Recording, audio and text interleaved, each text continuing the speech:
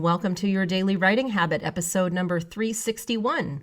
If you're writing a book or thinking about it, or maybe you've started writing your book and you need some help finishing it or reaching more people to let them know about your book, any of those things, you are in the right place. Good morning. Happy Monday. I'm your host, Christine Whitmarsh, also known as Christine Inc., like that stuff you write with. Each day I'm sharing with you the writing habits I've learned over my 18 years as a ghostwriter, book coach, and author. I have found that three things in particular have a huge impact on your success as an author, and they have the ability to turn a quote-unquote non-author into a published one. Those three things are writing fundamentals, productivity, and mindset habits.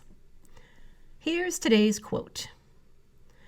What really knocks me out is a book that, when you're all done reading it, you wish the author that wrote it was a terrific friend of yours and you could call him up on the phone whenever you felt like it. That doesn't happen much, though. J.D. Salinger. That was just a fun quote, not particularly related to today's episode, but that was kind of neat.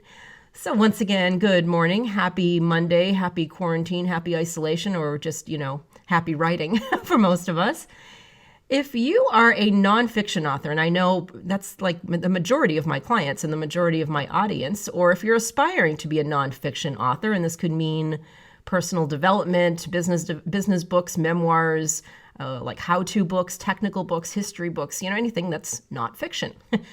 You might feel a little left out of the writing conversation sometimes on social media. I know this because I am one. I am a nonfiction author as well as a fiction author, but I can see it both ways.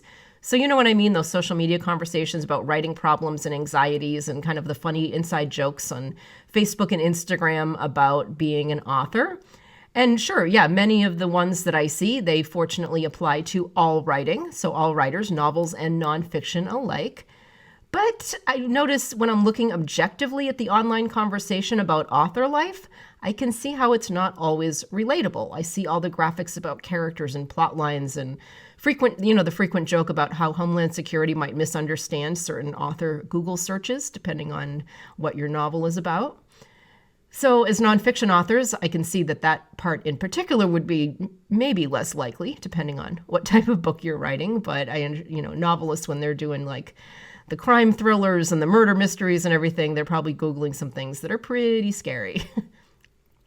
So I know I've hit on this subject before, again, because similar to being kind of an extrovert and kind of an introvert in many ways, I'm also, in real ways, a fiction and nonfiction author. But the more I find myself immersed in all the social media content aimed at fiction authors, the more I feel obligated to kind of represent my fellow nonfiction authors and help you guys represent. That's why today I'm taking some concepts that normally might apply, or maybe you think only apply, to fiction authors and translating them for nonfiction authors.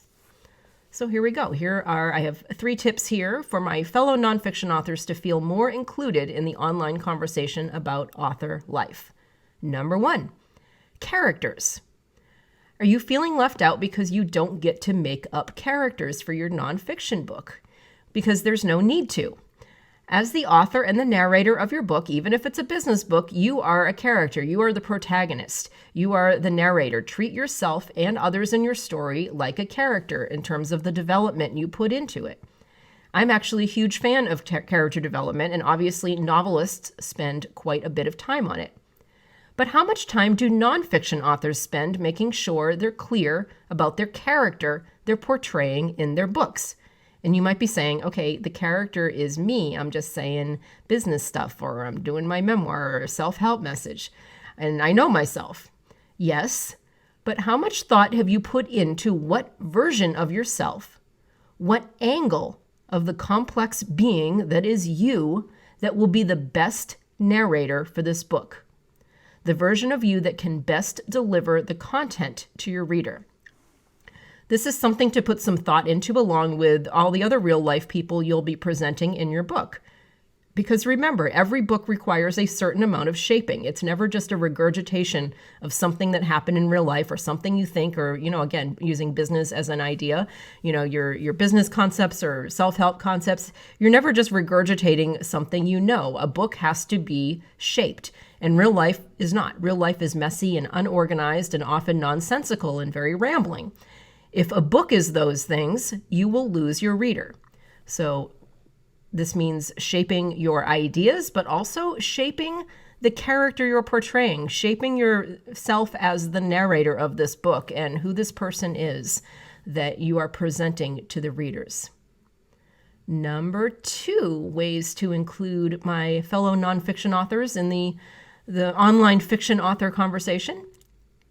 Plot, of course, the 3-act structure. Let's kind of stay with that. Hero's journey could also apply, but the 3-act structure. Now, what's to say you can't structure your nonfiction book in the same way? If you look at the very, very basic traditional 3-act structure, Act 1, the inciting incident. Act 2, the peak of the action, like the peak of the drama. And Act 3, the resolution of the action. This might be for business or self-help, for continuing with those examples, the problem you're solving for your reader in a business book. That might be the inciting incident, might be the problem at hand. The peak of the action might be the highest urgency that requires it to be solved. So like why it's such an important problem that you need to solve for your readers. And of course, Act 3, the resolution, which is the solution to the problem.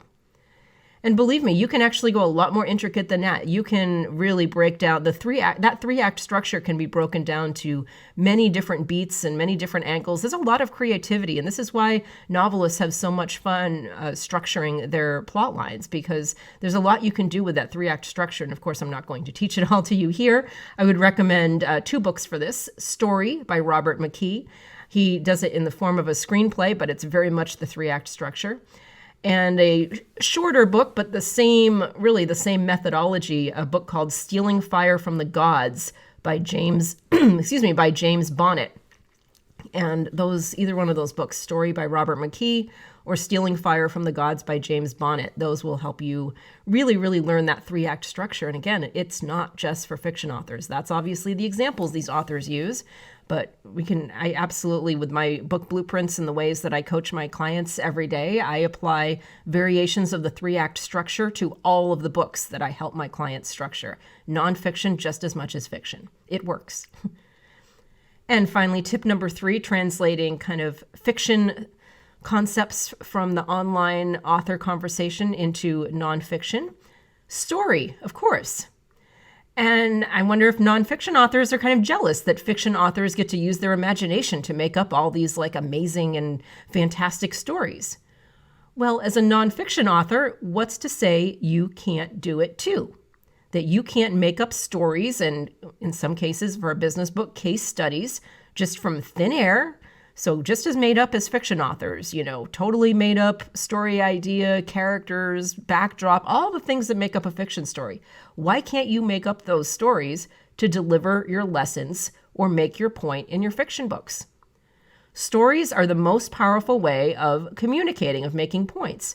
And unless you actually say they're real and they actually happened in your life, they don't have to be. You can make up these stories. As a nonfiction author, the points that you're trying to make. The content that you're trying to deliver. Why not make up a story, make up a fiction story, either a little one, or you could base your entire book on it and call it a business fable. You can make up stories to make your point, and they might actually make your point better than real life stories because you've actually made up this story. You've reverse engineered it. You've made up this story to make your point in your book. So you don't have to only stick to reality. Plus, if you make up stories, there's no confidentiality issues. So that's pretty cool too. So those are my 3 points, and I hope that helps. And all of this is my way of saying, no matter what kind of book you're writing, an author is an author is an author.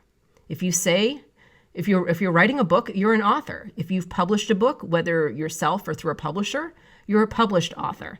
And I feel like I can't reinforce these points enough, especially, I don't know if there's a lot of nonfiction authors out there who don't consider themselves authors, especially if they see that conversation I mentioned online with fiction authors and talking about plots and stories and all this. And they're just like, well, I'm writing a self-help book. I don't even know if I'm part of this conversation. Yes, you are. So this episode was my way of connecting some dots for you and hoping to involve you in the conversation. You're an author just as much as the novelists are.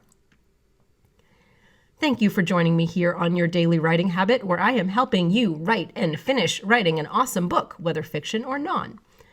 Be sure and drop by my Inc. Authors group on Facebook. I'd love to hear what you're working on and how we can all support you. Inc. INK, Authors on Facebook. Until tomorrow, happy writing.